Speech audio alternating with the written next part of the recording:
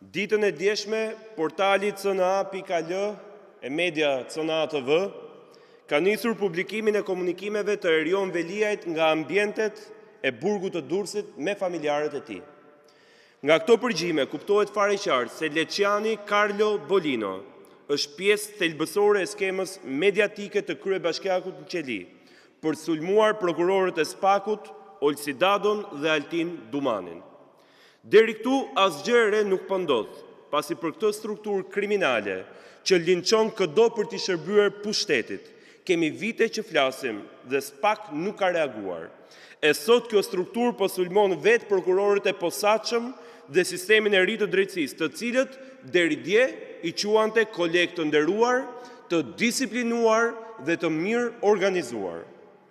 Nga kjo foltore, kam bërë publike disa herë lidhjet dhe përdorimin e medias së Carlo Bolinos me këtë strukturë kriminale. Kam bërë publike e-mailet për pagesat që merrte media e Carlos nga inseneratori inekzistent i Tiranës për fushatën elektorale të vitit 2021.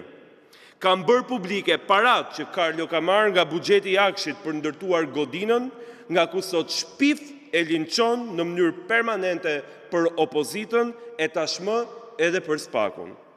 Kam bërë publike aferën 1 euro me firmën e vet Edi Ramës dhe të Erion Veliajt për t'i dhënë Carlos 4120 metër katror truall publik, i cili ishte i destinuar për shkollë dhe përfundoi në një mejhane mediatike që shpif e baltos çdo ditë këdo që kritikon grupin e strukturuar kriminal të inseneratorit Tiranë apo PSD-n.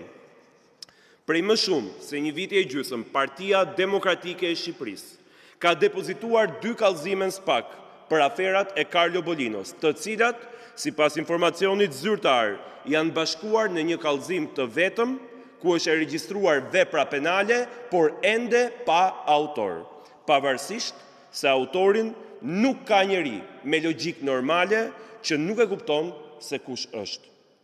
Ajo që ka përbën sot interes madhor për opinionin publik është identiteti i prokurorit posaçëm që po mban në sirtar këtë dosje kriminale, duke e nxitur kështu Carlon të vazhdojë të shpif e të baltos çdo ditë, jo vetëm për opozitën, por tashmë, siç e faktojnë edhe përgjimet, edhe për vetë strukturën e posaçme. Kush është ky prokuror që po i shërben verbërisht grupit të strukturuar kriminal PSD? Përse SPAK i jep kohë banditëve të tillë mediatik, duke fshehur faktet dhe provat e depozituara nga Partia Demokratike prej 18 muajsh?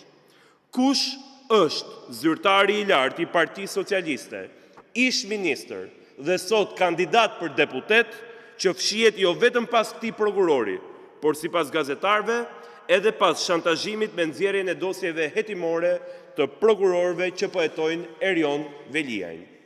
Këto janë pyetje të cilave duhet t'u jepet përgjigje sot. Kushdo që shkel ligjin duhet trajtohet i barabartë përpara ligjit. Pak rëndësi ka nëse quhet Carlo, Erion apo Edvin. Ju faleminderit.